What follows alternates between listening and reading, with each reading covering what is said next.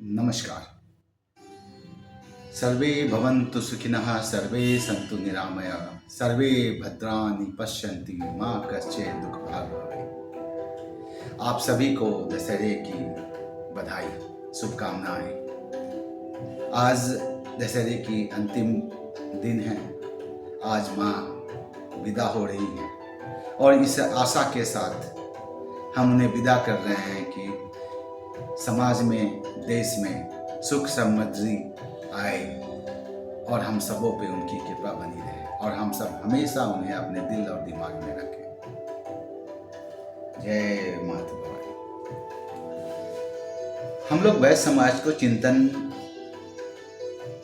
चिंतन को लेकर के हम लोगों ने कुछ चीजें तय की थी और लगभग इसमें हम लोगों ने अभी तक 2 से 3 अध्याय बातचीत कर चुके हैं। पिछली स्थिति जो हम लोगों ने बात किया था कि वैश्य समाज की स्थिति के ऊपर में आज हम लोग फिर एक बार छोटी सी और बात करेंगे। वैश्य समाज की ये जो स्थिति है उसमें प्रमुख कारण क्या है? एक, 56 उपजातियों में बटा होना। दूसरा, ऊंच नीच का भेदभाव, ये सभी में है बट वैश्य समाज में। और तीसरा, राजनीतिक इच्छा शक्ति का कम होना, क्योंकि इतिहास गवाह है कि जब जब इच्छा शक्ति, राजनीतिक चेतना आई है, चाहे जिस वर्ण व्यवस्था में भी आई हो, वो वर्ण व्यवस्था आगे की ओर बढ़ी है। ये केवल वैश्य समाज के बीच में ये व्यवस्था बहुत कमजोर रही और इससे भी ऊपर अभी तक जितने संगठन बने इस समाज के ऊपर में कि इसका कल्याण और इकट्ठा कर सके समाज को, 56 उपजातियों को एक करके हम लोग एक नया सौहार्द और एक नया जीवन शैली समाज का स्थापित कर सके, जिसके लिए भी काम करता रहा। और जो संगठन बने वो बने, लेकिन अंततः अपनी निजी स्वार्थ और व्यक्ति विशेष को समर्पित कर दिया।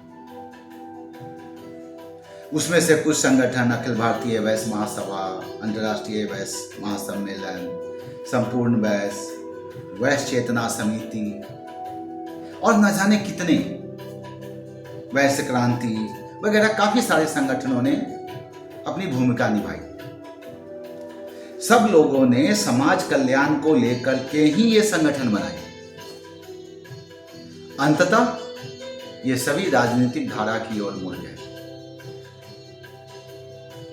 कोई राजद को समर्थित हो गया, कोई भाजपा को, कोई कांग्रेस को और कोई अन्य राजनीतिक दलों को। कोई भी संगठन समाज का होकर के रहा ही नहीं।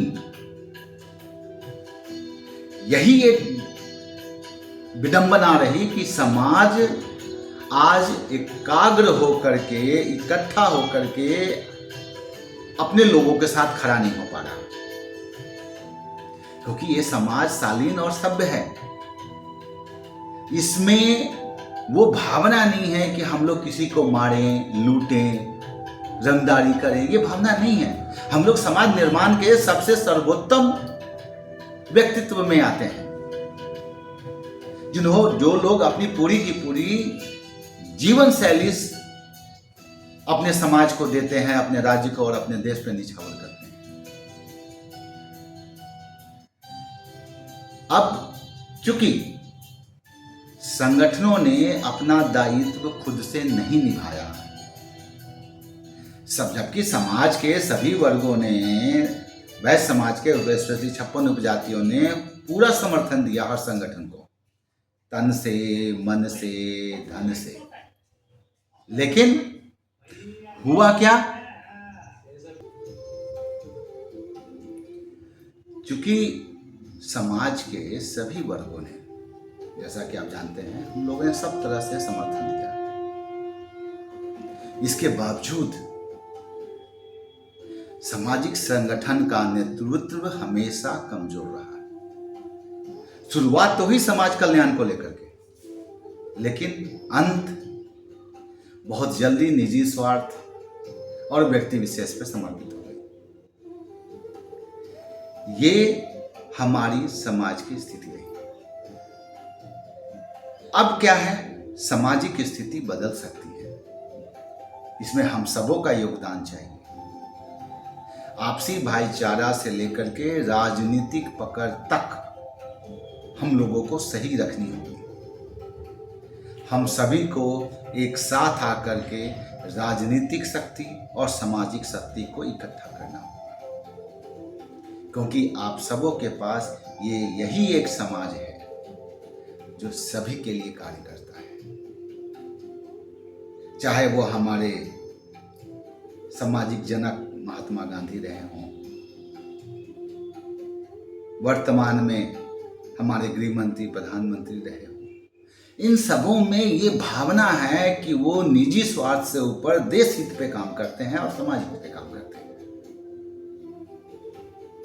मैं प्रधानमंत्री और गृह मंत्री का नाम इसलिए नहीं ले रहा हूं कि वो वैश्य समाज से करके उनकी कद को छोटा नहीं कर रहा, वो देश के हैं और देश के सभी लोगों के लिए कार्य कर रहे हैं, जो कि वैश्य समाज का एक प्रमुख गुण है।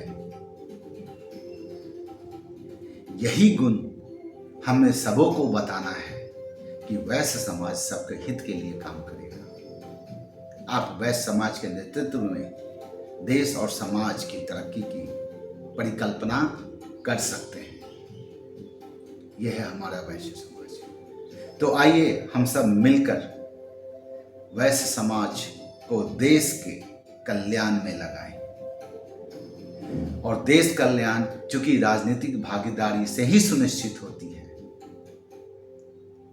इसलिए अभी समय है कि राजतंत्र को मजबूत करें ताकि समाज मजबूत हो, और जब समाज मजबूत होगा तो समाज एक नई इतिहास फिर लिखेगा, जैसा कि हमारे पूर्वज चंद्रगुप्त मौर्य गुप्त वंश की स्थापना लगभग 230 वर्षों तक किया।